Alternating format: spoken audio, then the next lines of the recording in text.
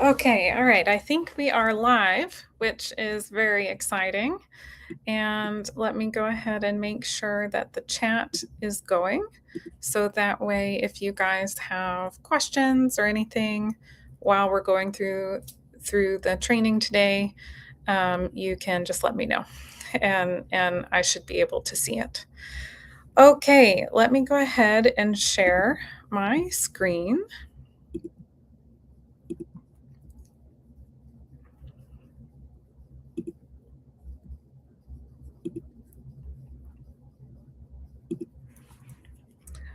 Okay, so today we're going to talk about how to stop arguing in a relationship. And, um, but we're going to talk about it in a way that probably most people aren't expecting because a lot of couples assume that the argument itself is the problem. They might think, we need to communicate better. We need to stop getting so emotional. We need to um, somehow resolve the issues once and for all. But oftentimes, a fight is actually just the visible part about a deeper relationship cycle. So if you think about that famous psychology iceberg, um, where what's happening at the surface, the iceberg that you see above the water, is is what you see, but there is so much happening underneath. That is often the case here as well. So you may argue about money one day, chores another day, parenting another day, and intimacy a different day. And the topics might change, but the emotional experience often stays the same, where one person feels unheard, the other one feels criticized, one of you pushes harder to talk things through, the other one pulls away, and both of you end up feeling disconnected. And so today what I want to show you is really what's happening underneath those arguments and why changing the cycle matters more than simply trying to stop the fight. And so something that can help make this useful for you as we go through is I want you to think about, what topics start most of the arguments in your relationship. And if you feel open to commenting about that, feel free to comment. You don't have to, but that's something that's going to help you start even just looking at where does our cycle show up. Okay. So most couples focus on the subject in front of them. Maybe that is the budget and money, or chores like dishes, the kids, sex, or time together. And all of those issues do matter. And I'm not saying they don't matter, they do matter. But many couples resolve one topic only to have an almost identical argument about something else. And so even if you go through and, you know, find a solution to one argument, another argument just pops up around a different topic and it goes exactly the same way. One partner feels dismissed or unimportant and might push for answers, might criticize, might explain or demand that change happens. And while they're doing that, the other one feels blamed, they feel overwhelmed, unable to get things right, and then they might start defending themselves, shutting down, avoiding conversations, or even just leaving the house, leaving the room. And the couple might believe that they have 5 separate problems. Money is a problem, chores are a problem, parenting is a problem. But often they're just experiencing one repeating cycle through all of the different topics. So if the topic keeps changing, but the ending stays the same in your arguments, you don't actually have 5 problems. you actually only have one problem, and that one problem is the cycle. Okay, winning the argument can cost connection. When people feel threatened or they feel misunderstood, they naturally protect their position. They want to gather evidence, they explain more forcefully and bring up examples, past examples, and they try to establish like who started it, who started the argument, who started the problem, who needs to change. And that conversation stops being, can you understand what this feels like for me? And it becomes, can I prove that you are the problem? And even if one person technically wins that, the relationship often loses because a temporary agreement does not change that emotional process that's happening. If the pattern remains, then another issue is going to activate it again. And so sometimes I get asked, like, does this mean that the facts of what happened don't matter? No, because facts matter, but facts are much easier to work with after both partners feel emotionally safe enough to listen. And that's really what we are wanting to do with emotionally focused therapy and in couples counseling is help both partners feel emotionally safe in the relationship so they can talk through things and so that they can win at their connection instead of trying to win at the argument. So the central idea for today is that the cycle is the enemy, not your partner. Emotionally focused therapy helps couples shift this. They shift from seeing each other as enemies to recognizing that it's a pattern that takes over between them. And so instead of asking, who is causing this, we ask what happens between the two of you when one of you feels hurt or scared or criticized or rejected or alone. Oftentimes what's happening is that one person feels disconnected and they're trying to reach for their partner, trying to get connection again. But the way they do that is through criticism or pressuring their partner to change. And then the other person hears failure. I'm failing somehow, and you're blaming me. And then they start withdrawing.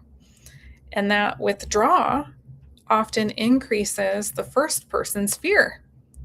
And so they start feeling like, oh no, I'm disconnected from you. And then they push harder or they criticize more and they demand more changes. But then that increases for the other person, that now the other person feels even more blamed and even more pressured and like they're failing and can't get it good enough for their partner. So then they withdraw because they're more overwhelmed and they get stuck in this feedback loop together. Neither person wants this outcome. Both are usually trying to protect something very important, the relationship. They're both trying to protect the relationship. But once the cycle becomes the problem, like what really needs to happen is that the couple works together against the cycle versus working against each other. So one phrase that can be helpful that you could use even in stopping the cycle is saying, it's not me versus you, it's us versus the cycle.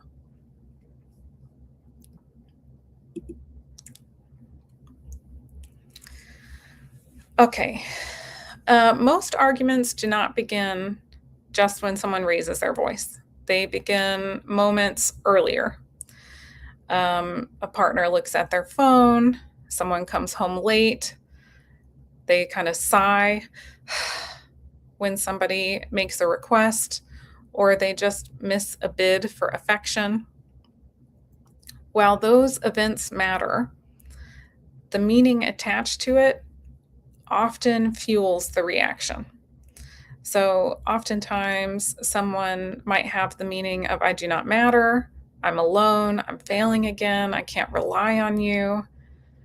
It's like, it's not just that you came home late, it's that you came home late and that means I don't matter. And that means I can't rely on you. It's not just that you looked at the phone, it means that I'm alone. These meanings activate emotions like fear, sadness, shame, loneliness, helplessness. And by the time that someone is reacting with anger and criticism or withdraw, the cycle is already underway, getting going. And so here are some questions that can help you, because you want to figure out what was the trigger. So you can ask, what happened? What happened? Do this first with yourself before you do it with your partner. You want to get really good at doing it with yourself before you do it together. But what happened? What was the trigger? What was it that actually brought this up for me? And then what did I make it mean? What was the meaning that I assumed this must be what it meant? And then what did I feel underneath my first reaction? What did I feel about that meaning? Because oftentimes I might feel angry, but if I really sit with the feeling, I might be feeling like I don't matter and like I'm failing you somehow. So what did I feel underneath my first reaction? And also, something, if you're watching this right now, something that you could think about is, which meaning shows up the fastest for you? Is it I don't matter to my partner? Is it I don't matter to my partner? Is it that I'm failing and I can't ever do it good enough? I can't ever do it right for my partner? I'm alone, or is it something else? But just think about that. And that will also give you a good sense, like, okay, maybe there's a cycle going on. Okay. Protection fuels the fight. So again, when there's a trigger and then I'm having this meaning making going on, like I don't matter, and now I'm feeling hurt and I'm getting angry, and now I'm reacting with criticism and like demanding that you put your phone down or something like that.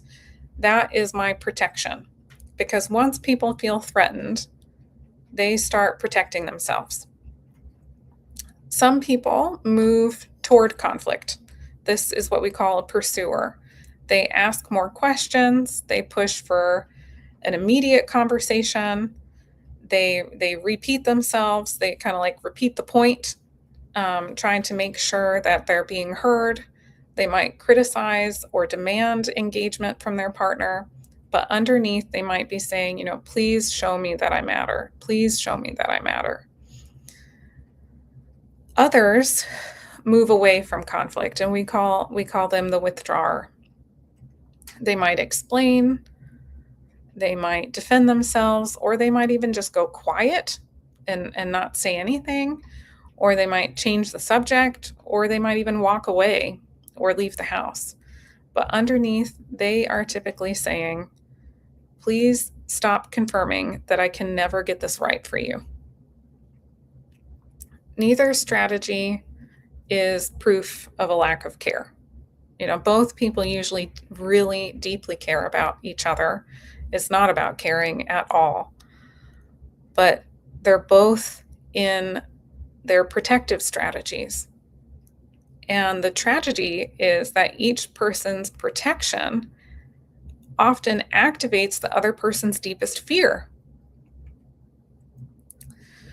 And that's when couples really get stuck, is because when they're both in their protection, it fuels the cycle, because my protection fuels your deepest fear. And then when your fear is going and you protect yourself, then you're triggering my deepest fear. And then when my deepest fear is triggered and I'm protecting myself, it goes back to fueling your deepest fear and you protect yourself. And we're just stuck in this place of fear and protecting ourselves.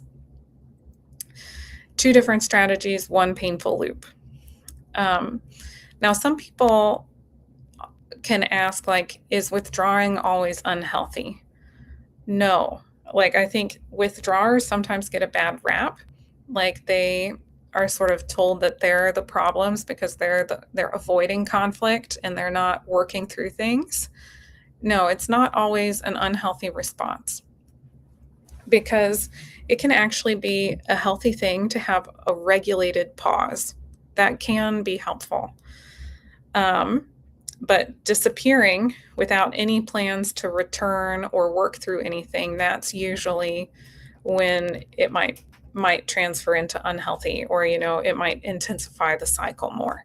But if we're having like an agreed upon pause where we know we're going to come back to it and work through it when we're both in a little bit of a more regulated, calmer place together, that can actually be helpful. So, one of the takeaways that I'm hoping you're gonna take from this is that we need to switch the goal of the conversation, switch the goal of the argument. The argument isn't to have a solution or to be in agreement. The goal needs to be connection first, and then after we have connection, then we can think about problem solving. Because many couples try to solve the issue while both of their nervous systems are really activated.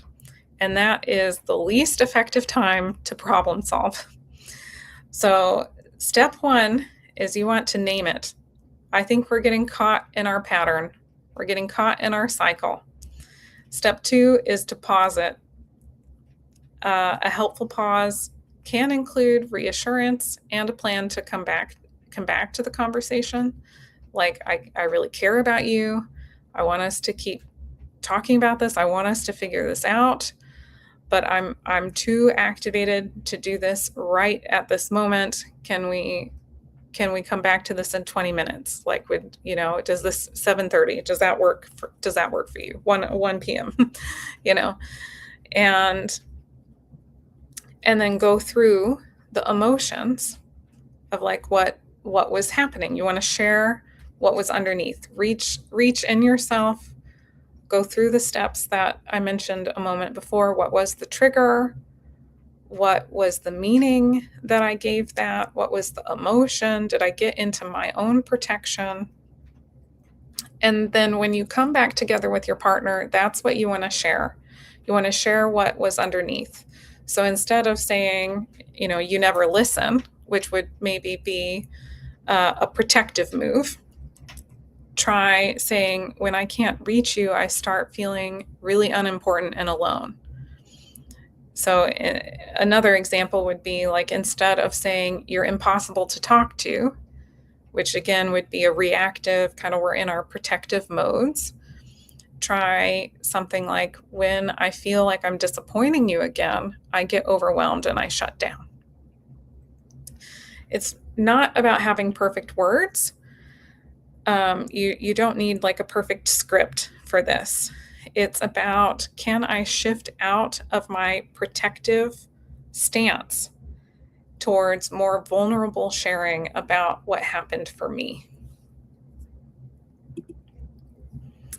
So I wanted to give you a little bit of an example so you could see how this might show up. So let's say Jordan comes home later than expected and didn't send a text. And Alex says, you never think about anyone but yourself. And then Jordan responds, that's ridiculous. I was working. You always make a big deal about everything, and you make everything into a problem when it's not a problem. On the surface, they appear to be arguing about the text or the lack of a text. But when you slow this whole thing down, Alex interpreted the missed text as, I'm not important enough to consider texting me. And underneath the anger is usually hurt and fear. And then Alex protected themselves with criticism. And Jordan heard, I'm failing again. Nothing I do is enough. And underneath the defensiveness was some shame feelings, was some helplessness. And then Jordan protected themselves by explaining and pulling away. A different interaction might begin with, when I didn't hear from you, I started feeling unimportant and worried. That's something that Alex could have said. And then Jordan could respond, I understand why that hurt. I don't want you feeling like you don't matter to me. Then there's an opportunity for us to reconnect and for Jordan to help Alex with that feeling in this case. And in another scenario, Alex might help Jordan with their feelings. The practical issue sometimes still needs a solution, but now they can actually come up with a solution together from a place of connection and knowing their importance to each other. Sorry about that. They can solve it from a different place, a place of connection, not from a place where they're disconnected because they're both in their protective strategies. Okay. So, how EFT can help? It can help you see the cycle, figure out what's happening underneath, and respond differently to each other. And I also want to address some common questions that I get here, because sometimes people, think, is all arguing unhealthy? No, of course not. Conflict is normal. And the concern is really when there is a pattern that is happening repeatedly that leaves both people feeling unsafe, feeling unheard, or feeling disconnected. That's when it's a concern, not just if you have a disagreement about something, but you are having maybe many disagreements, and all of them leave you feeling exactly the same way. Another common question is, what if only one partner sees the pattern? Well, I'm thinking that's so amazing that one person sees the pattern, because so often nobody sees the pattern. They just know that they're in pain. And so if one person is seeing the pattern, oh my gosh, you're light years ahead than so many couples.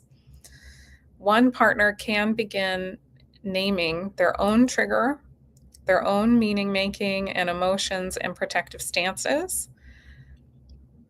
The cycle is a relational pattern. It happens in relationship with other people. So a deeper change usually is easier when both people are participating in trying to make that change.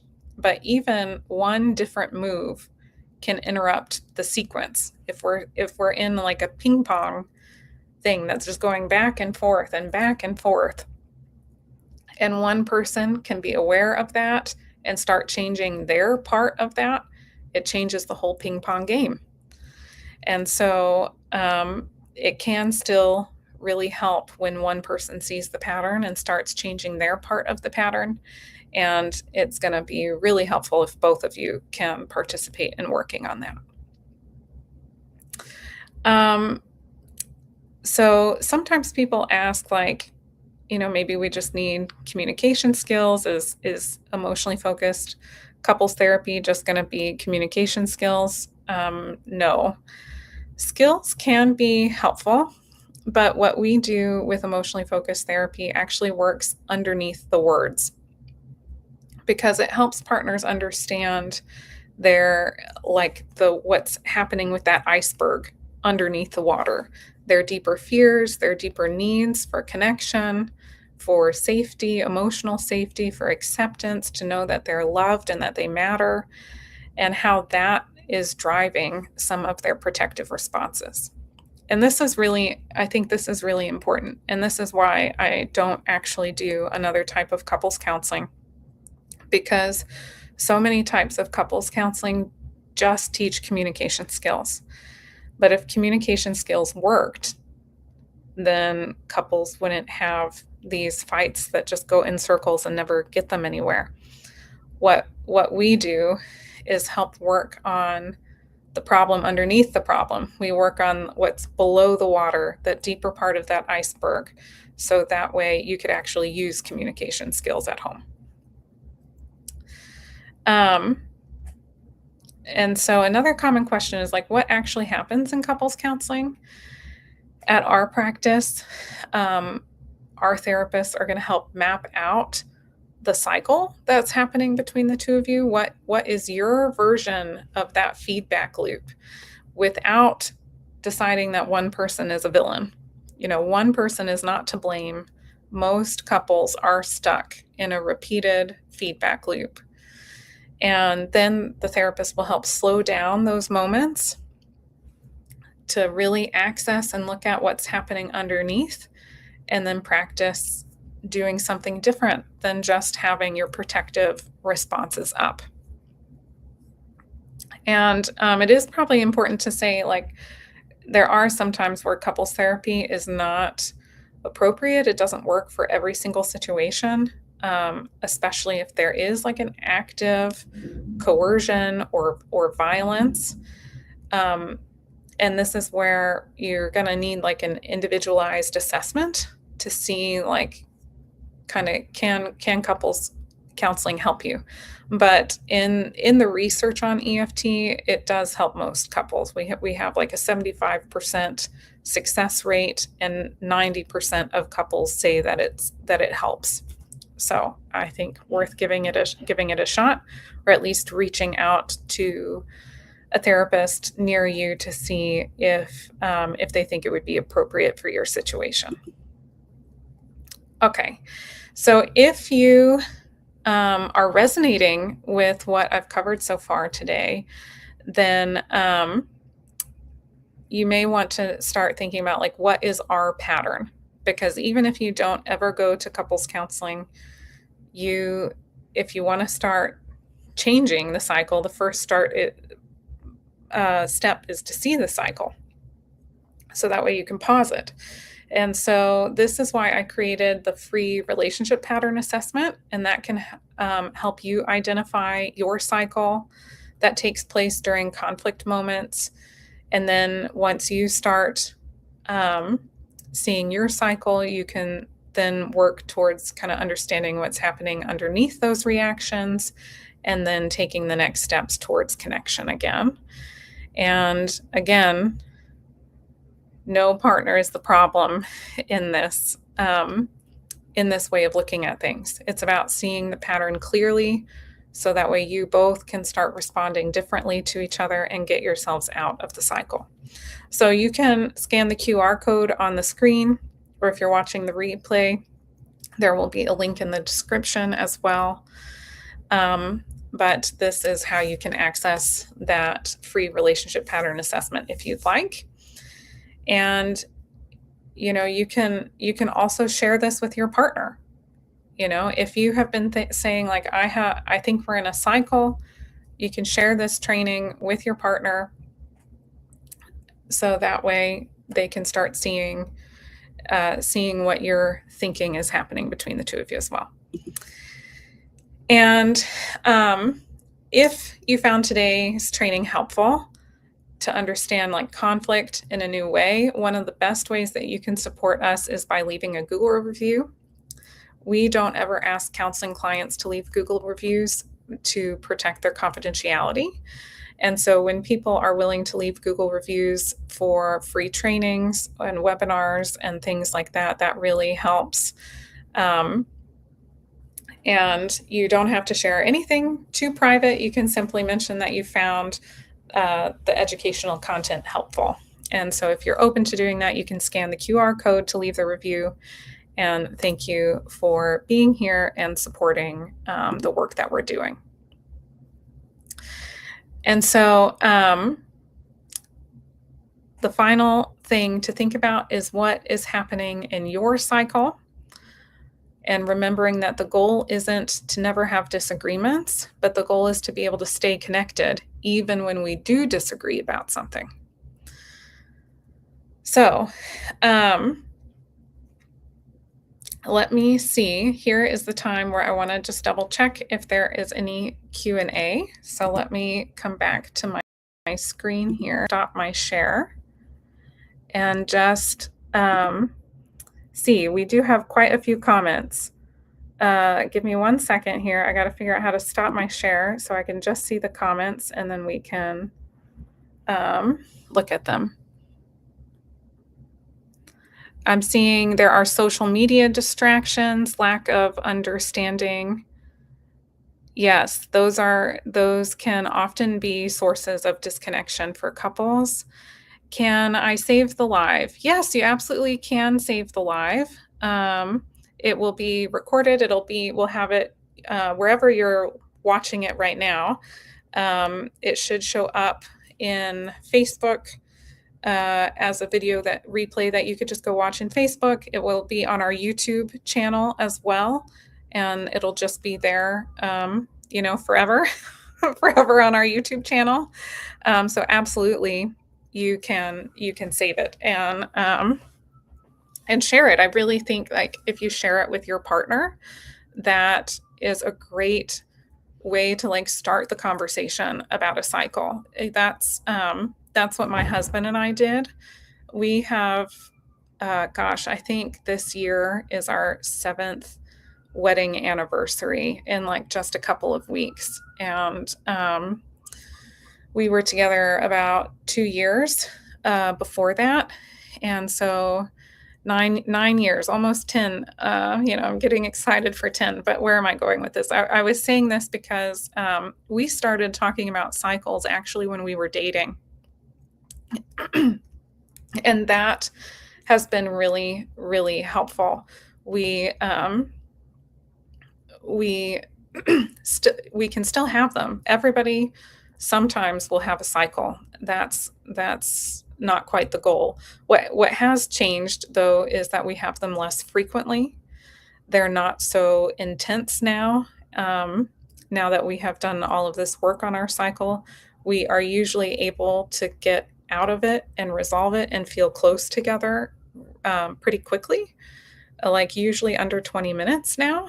And that has been amazing for us. And so, but step one to get there is to even just say like, okay, yeah, we are in a cycle that kind of spirals and just repeats. And once we can name it, kind of like that same phrase, name it to tame it. Once we can name it and see it together, then we can pause it. And once we can pause it, then we can start looking at what's happening underneath. And then when we can look at what's happening underneath, then we can start finding our way out and getting like an exit ramp of that cycle to a way to get back connected together. Okay, just trying to make sure there are no other questions. I'm very excited the chat worked this time. I think I'm figuring out the technology, and that's very exciting to me because I can see the chat comments coming in, and so that's very exciting for me. Thank you, those of you who made comments and are engaging. It makes it really meaningful to me because I'm doing these because I want to help. And I know like as a military couple, me and my husband, it has been hard at times to access couples counseling because his schedule, he wouldn't know his schedule until like the night before. So how on earth are you going to book an appointment when you have no idea what your schedule is going to be, deployments and stuff, moving, anyway, it was so one of the reasons that I even started doing these lives, doing the podcast, the Communicate and Connect podcast, was really to help people. And so when I'm seeing the comments, it feels like, oh, yes, I am. I am helping people. So it's very meaningful for me. So thank you. Okay, well, since there aren't any more comments that I'm seeing, I'll just say this to kind of close us out, that conflict does not automatically mean that your relationship is unhealthy. If you have a cycle like this, that's not what it means. What matters is whether you can recognize when the cycle takes over, start slowing it down, and finding your way back to one another. Because it's just not realistic. There's no way that a couple could never disagree. And if a couple is never disagreeing about anything, then I would be thinking there's a lot of stuff getting buried and being swept under the rug. And that's not going to lead to connection either. The goal really is to become a couple that knows how to stay connected, even when you disagree about things. So, prime takeaway is the fight is the symptom of the cycle. The cycle is the problem. And then if you can focus on how can we just be connected, how can we maintain our connection, that's what makes the solutions to money, sex, kids, whatever it is. That connection is what makes those solutions possible. Okay, so I think next week we won't have a live because I will be in a staff meeting, but then we should have one the week after that. And I hope that some of you will be able to join me. Okay. All right. Please take care and have a good rest of your week.